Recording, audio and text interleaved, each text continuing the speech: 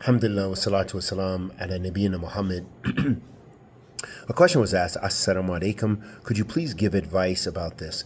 How can someone start spreading knowledge if he doesn't have a formal Islamic education? He studied classical books and matun.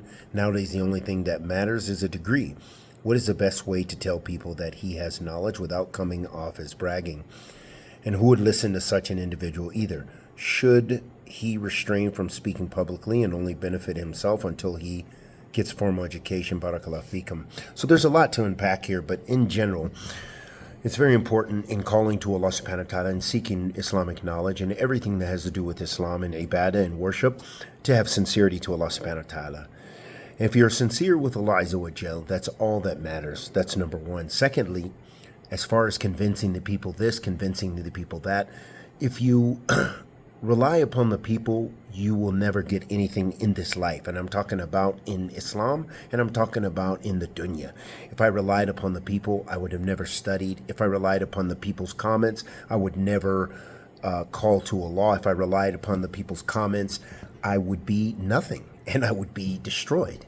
But instead, we have to rely on Allah subhanahu wa ta'ala, and we have to do the best we can to strive in the cause of Allah Azza wa Jal.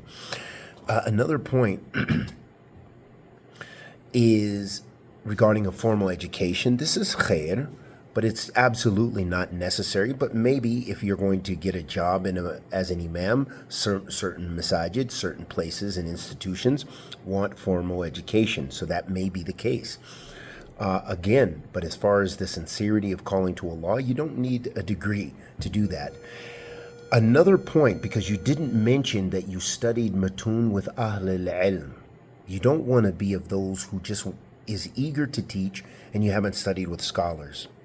So that's a last point I want to mention and highlight, because there are many people who have not studied and they're imams and they are this and they are that. And it's not that this is negative, but it can be negative. They can make more mistakes because sometimes they speak in issues they should not speak in because they didn't have the training. They were not trained with who? With Ahl al-Ilm. La yakhuduna ilm ala ahlihi. They didn't take knowledge from its people. So this is a very important aspect of seeking knowledge. We don't need just translators. We don't need just great readers, but people who have actually sat and sought knowledge. This is going to be the most beneficial. And the last point I want to mention is that you'll call to Allah subhanahu wa ta'ala to the extent of your ability. Just calling people to Allah subhanahu wa ta'ala to the extent of your ability. If you're recognized in your community and you can do the khutbah here and there, then do so. And seek refuge in Allah subhanahu wa ta'ala and put your trust in Allah Azza wa Jal and have sincerity to Allah subhanahu wa ta'ala and doing it in accordance with the sunnah of the Prophet sallallahu alayhi wa sallam in the manhaj of the salaf.